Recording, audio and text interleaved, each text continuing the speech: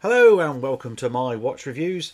This review is of a watch that I've been really excited about to receive. It's made by a company called Baltany. It's my first experience with this brand, and as first experiences last, I think they might have already won me over, because this thing, to me at least, is absolutely gorgeous. Now, before we get into it, Baltany have sent me this watch, and they've also sent me an automatic version, and we agreed to review one on each of my channels. So with that in mind, I plan to launch both videos together. So once you've finished watching this one, and perhaps you want to see the automatic version, then there will be a link at the end of this video. Of course, you click on that and take you to my retro watches, where you can then enjoy a slightly different version of this watch. And it'd be interesting then to hear your feedback on which one you perhaps prefer. Right, so let's get started with this one. This is the Quartz version, and as the Quartz version, it has its own type of design of dial. You have these Roman numerals, for instance, and there are some other slight finishes on the dial that you can't see from this angle. But look, it is a heavily vintage inspired watch. It's getting its inspiration from a 1926 Oyster type of watch. I think we might all know the very well-known brand it's homaging there. Now, I'm all in favour of stuff like this. Those watches are almost unobtainable. They're all in collectors, and you'd have to pay a pretty penny for them, and then would you want to risk wearing them as well? I found through being in the vintage world for a very long time that a lot of people like the idea of vintage watches, but they don't like the ownership because they're worried about servicing, the cost of servicing, the reliability, parts and all the rest of it. So any company like this, Baltany, who are making vintage inspired watches, certainly of watches from, you know, yesteryear that aren't available anymore, I think is great, because that's bringing that design to the masses. And here we are, one with a quartz movement, so it's going to be reliable. This has got a Seiko quartz movement in it. It's reliable to 20 seconds per month, so that beats just about all of the automatic watches I've ever serviced, to be quite frank with you. So yeah, there we go, that's that bit out of the way. Let's start talking about the aesthetics and everything else about this watch and get close up on that dial. I honestly don't know where to start with this dial. It's got so many classic features, and it's got loads of elegance. You've got Breguet style hands there. They are also thermally blued. I've had a good look at those, and they really do appear to have been heated rather than just plated or anodized. So some effort's gone into that. You've got just a basic printed Roman numeral, but the way it's done and the size it's done is perfect to me. A minute track running right round the outside as well, and then of course the classic sub-second dial down at 6, which is such, well, it's just classic vintage, isn't it? And it does appear to hit the markers pretty well. I love the actual hand on there as well, because it's got a really long heel at the back, and it just gives it a bit more presence. That sub dial as well has got centric circles as a feature, which again is great.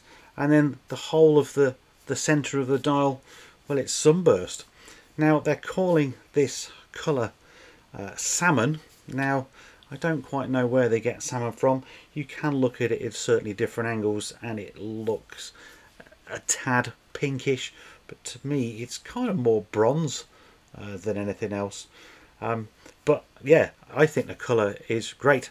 If you didn't like this colour, there are other versions available. There is, I think, more of a white dial, but I actually do prefer this. It goes with my complexion very well, actually.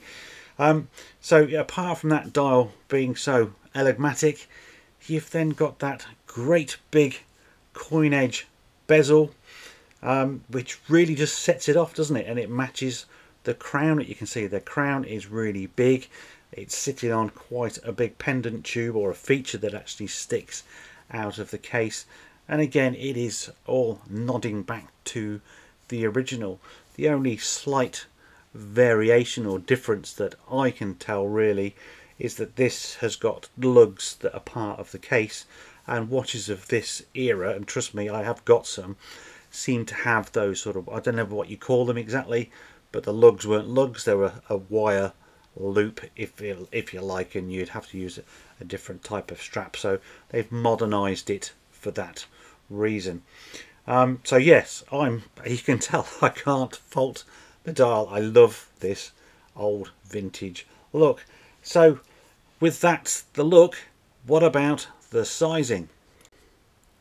Well, the sizing is vintage too. Might not suit everybody's wrist when I tell you that this is only 36mm in diameter, and trust me, for a vintage inspired watch, that's still quite big, because I've got an Omega coming up on my main channel soon, which is from the same era, and that's more like 32mm, so this has been inflated ever so slightly. But yes, 36mm. You've also got 18mm lug width, so it is a little bit more modern there. It is 11.1mm thick, which is around about 7/16 of an inch for those people working in inches. So it's a little bit thicker than I would expect, but just the way the case back works and the way it's on the wrist, it acts really thin. Lug to lug is coming in at, what was it, 43.3, so again, very well sized. And to prove that, here it is on my very average 7-inch or 18cm wrist. Here we are in the sunshine, and you get to see that lovely salmon colour. 36mm look, I think that fits perfectly, to be honest with you. So don't get hung up on size. Too often people say, oh, I can't wear anything under 40mm. That's because you've not tried. Trust me, go in the vintage world, everything's under 40mm. You're lucky if they're 38, and once you've worn them for a little while, you soon get used to them, and then when you go back to your bigger or normal size watches, you think they're huge. So it is just the in the eye of the beholder, if you like, and I would encourage anybody to try and wear some smaller watches just to broaden your horizons a little bit. In a moment we're going to go macro, but I just thought I'd quickly show you the case back. So it's highly polished, but again you've got that coin edge around the surrounding. It is a screw back case back and screw down crown, so this watch is offering 100 meters of water resistance, which is pretty good. Okay, microscope out, let's go. Okay, we're on the microscope, pretty close in, could go a bit closer. Now I haven't taken the movement out of the case, and here's proof, just using the Rodico to try and remove any dust particles, because what we're looking at here is obviously the quality of the finish and the printing, which, I don't know, I think it looks really good, especially when I come to tell you the price of this watch. But yeah, you're looking to see if there's any imperfections. There you go, look, we can just see those blued hands. Try to get them in a bit of focus. So yeah, to me they've been properly blued, because they've got a slight purple hue about them.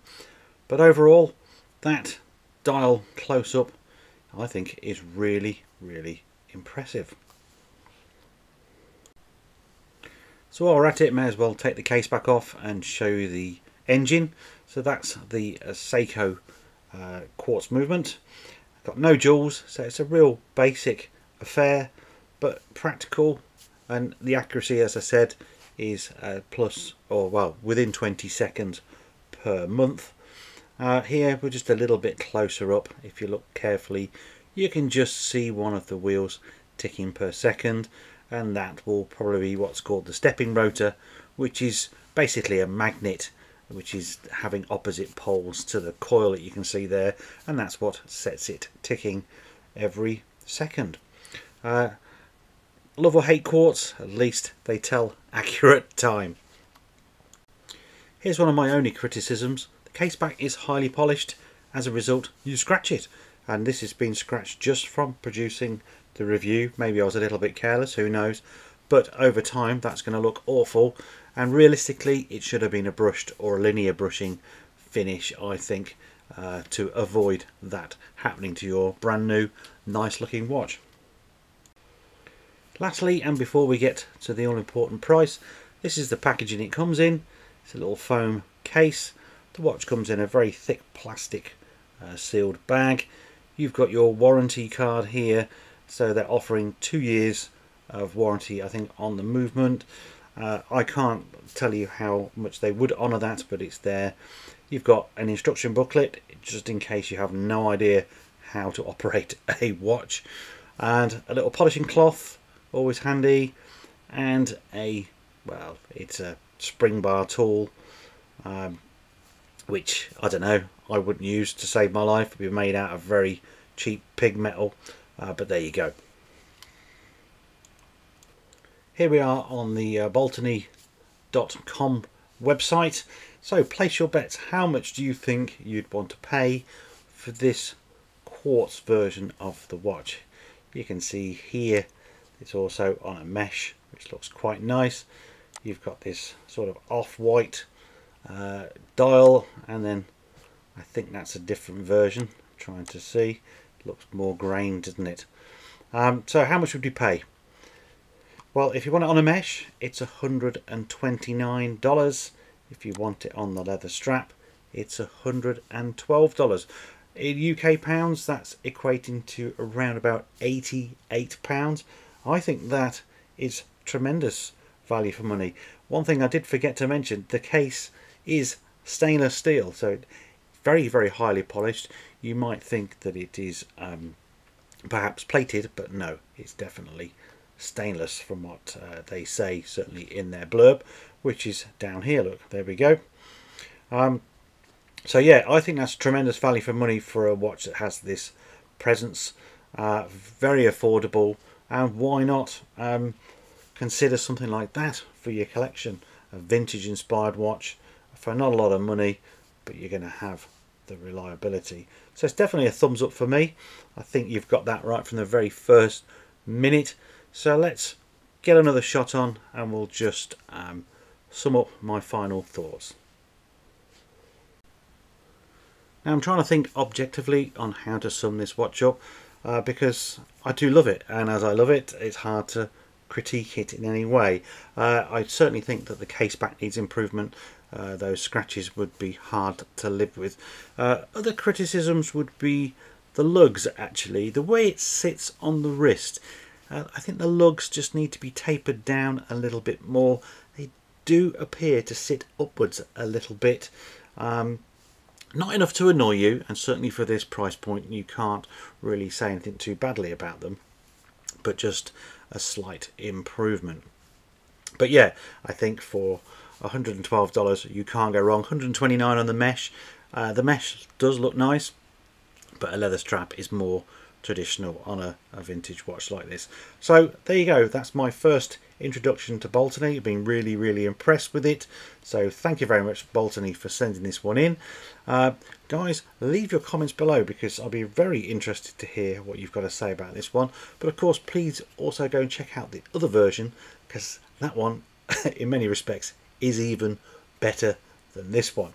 So yeah, comments below. Please like the video, it really does help the algorithm, especially to grow this new channel.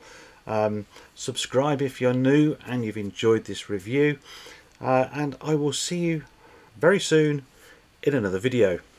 Thanks for watching, bye for now.